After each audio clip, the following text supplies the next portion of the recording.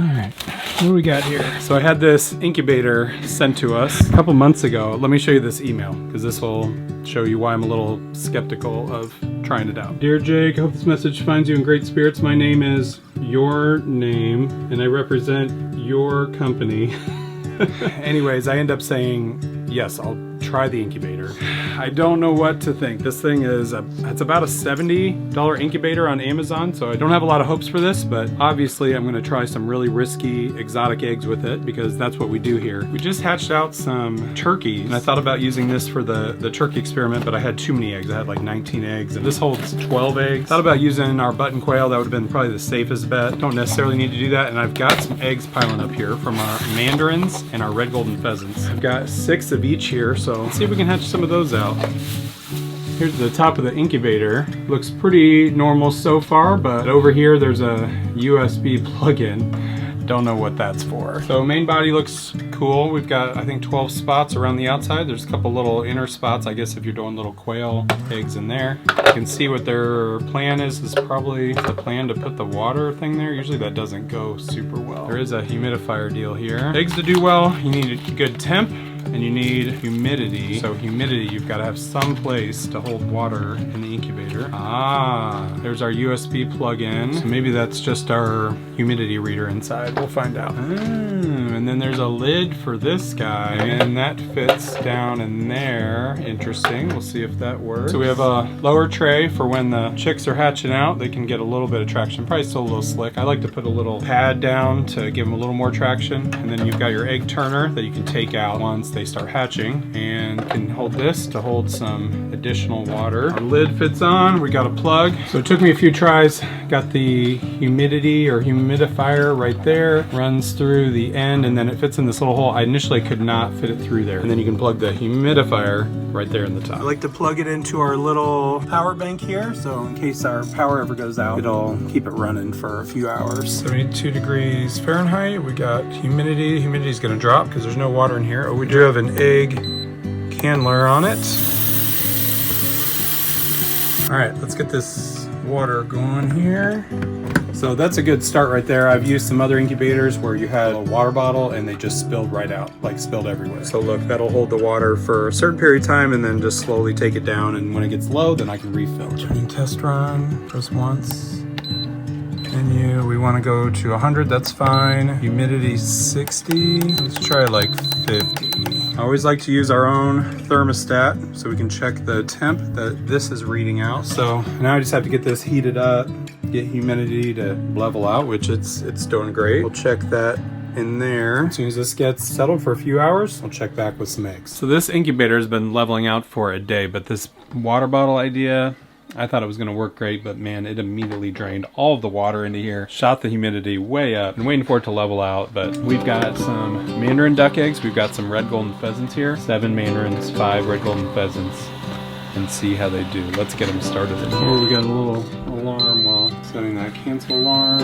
All right, so we've got 7 mandarin duck eggs in there. Those are the larger ones, and then we have 5 red golden pheasant eggs. The temperature on top, it was saying 100. This is why you always keep a little thermostat inside. It was reading 96 degrees. So if I just went off the top, would not have done well. So I end up upping it to about 102.5 or 102.7, and it got me in the 99 degree area. So with these incubators, always double check them with something else inside. All right, we're on day 21 for these eggs, which still a ways to go, another 10 days or so for the mandarin eggs in here. But the pheasant eggs are going to hatch in the next 3 to 4 days. So I'm going to move them over to a hatcher. We've got our Brinzy Mini right here. So I'm going to take them out, candle them, see what we have, see if we have anything developing, and then move them over. And then there is a light right here on top. So let's check that out. Kind of hard to tell with that right there. Let's try with the, yeah, that doesn't look good. That one's not going to work. Oh, that one's not good. Hard to see up there. Now that is much better. Ooh, not good. That one's no good. Well, we're not off to a great start. Got 1 out of 5 pheasant eggs. I hope it goes a little better on the mandarin eggs here. Let me candle a few of those, see how they're... Looks like it started to develop. I doubt it made it very far. Ooh, there's some good veins. That one's got a possibility. Ooh, that one looks great. That one looks really good. There's another full egg. There's 3 so far. Definitely started to develop. There's a chance on that one. I see some movement. I don't know if that's me. Somebody moving in there. All right, and then our last one. That one's a possibility. Oh, and one note about this incubator that I noticed was weird. Actually, 2 things. The humidity, sometimes I put that on and it just totally drains down. Humidity will shoot up to 70%. Sometimes I put it on and it just has a slow drip. So somehow it's a matter of setting it on correctly. The other thing is setting the lid on. The first half of the incubation, the first 2 weeks, I had the lid on the other way, and usually you just put the lid on. You just put the lid on here and you know where it sets. This one doesn't seem to have a specific spot. There's one tiny little indicator there, and then there's one little lip like right in the middle over here where it's supposed to set down and lock in. So for a while I was definitely oblivious to the lid because I did not know it was fully down. That could have caused a little bit of a humidity problem along with the water just pouring in. So 2 little quirks with it that I've figured out, but it's taken me a couple weeks to correct that. All right, well, things did not work out in this incubator. Unfortunately, the pheasants didn't hatch, the mandarin ducks didn't hatch. They did develop. We checked a couple of these eggs and they developed, but they did not hatch out. So something's wrong. Towards the end, humidity's good. I think the temp is fine, so something's wrong right at the end. We'll have to figure that out, but we're gonna try it again. And in our other incubator, the Brinzy Ova Easy Advanced 100, we had some mandarin eggs going at the same time. And a couple of the ducklings started hatching today. This little guy started to hatch, but he can't get much beyond this area right here. He didn't create a good zipper all the way around.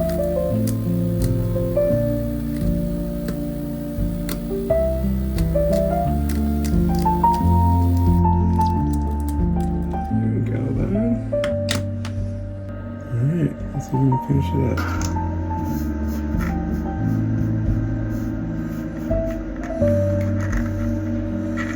There's one that's sleeping over in the corner.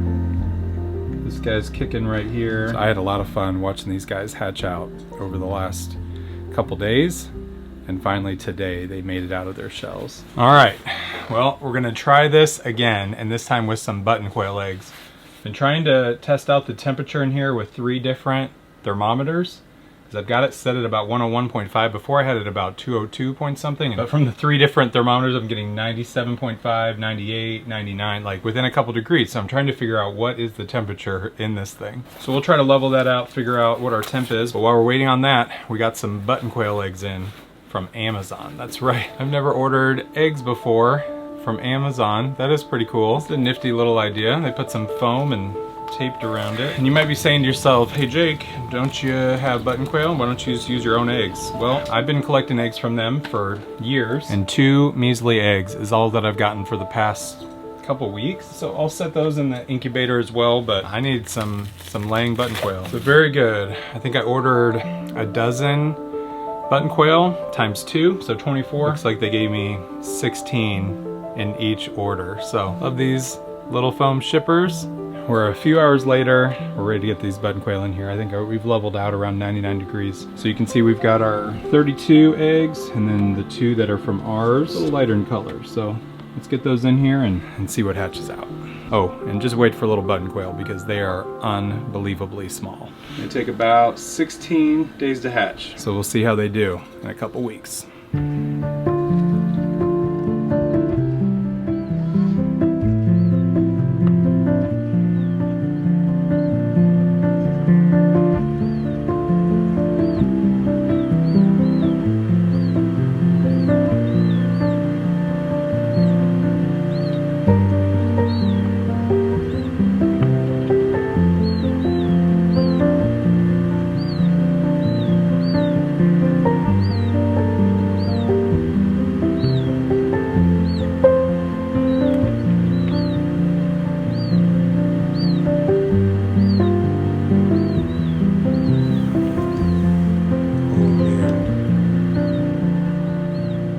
So I've been watching these eggs pipping for the last 24 hours, and I cannot believe I was trying to film them last night, all night long, film them all day today. Nothing happened. We leave this evening. We come back to a million button quail.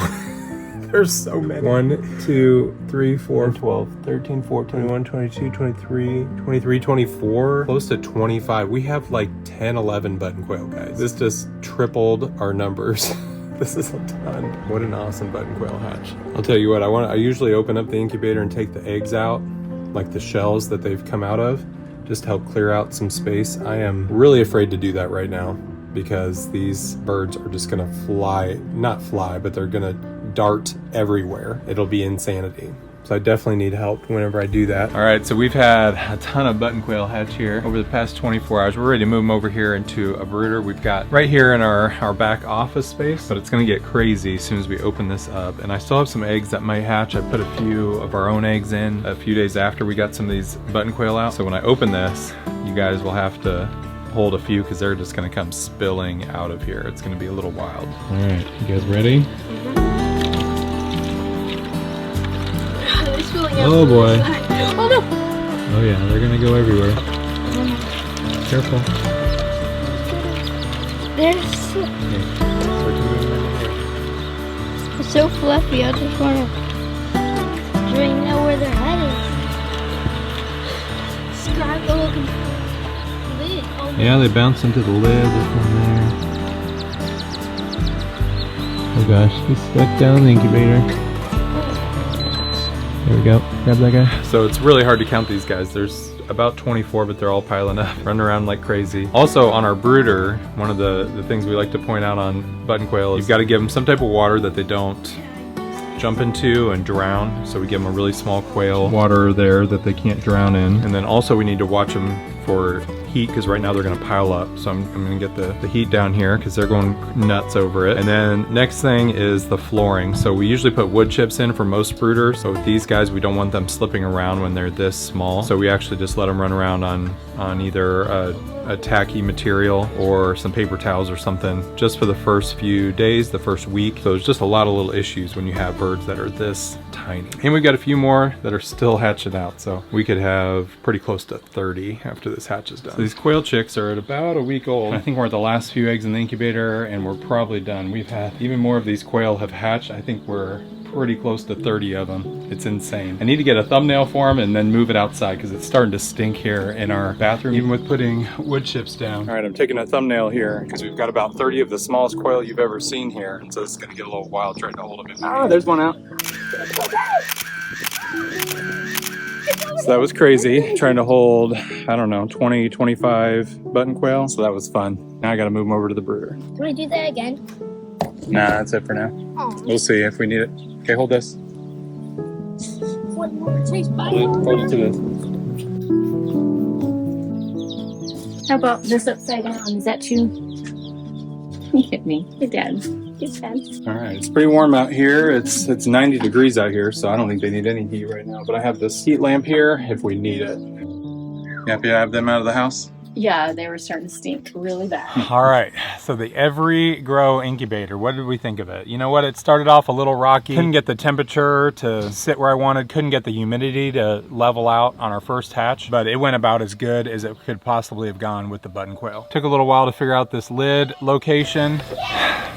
You're being so loud outside. You guys stay here with me, okay? You know, the water deal started to level out. This little humidity sensor, you'd set it to like 45%. And as long as you set it in here the right way, if you set it in a certain way, it would just leak out. At some point I was able to figure it out and it would just drip in when it needed a little more humidity. I would give this like a 7 out of 10. Could handle quail and chicken eggs great. Beyond that, I am just not sure I would trust it. But you know what? We're giving this away as we always do when we test incubators. This one will go to a US viewer and we'll send one more to an international viewer. So leave us a comment, tell us where you're from and tell us what you'd like to hatch. And we'll give away 2 of these incubators in the next week. Hey, should we go see the quail? Yeah. So the quail have been crazy. Every time we try to fill water or the food, they jump out on us. Yeah, we've got chicks in here. These are some I am Chimani chicks that we picked up this last week from some chicken group. So we can get some unrelated I am Chimanis here in the next 6 months. Got our button quail, we've got a mandarin duck, couple pheasants down here, and then our I am Chimani chick that we hatched out. And then those button quail have been growing like weeds over here. Look at that. I mean, it's been a couple weeks and they are getting close to full size in there. I think I'm actually gonna move them into this one, and so I'll move these chicks over into here. So there's one of our red golden pheasant chicks hatched in the incubator, about a month old.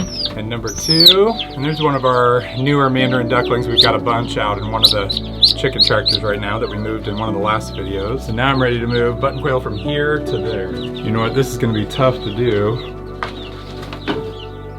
Now I can lift them from here into here. I just have one I am Chimani chick that we hatched out from our own flock in there.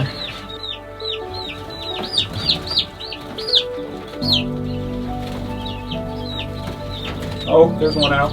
All right, that worked for all of them but one. We have one that's out here somewhere. No cats. Phew, I did not know we had a cat in here. We had bear in here, and we had one quail out. Ooh, luckily he survived. There's all of our button quail with our I am Chimani chick.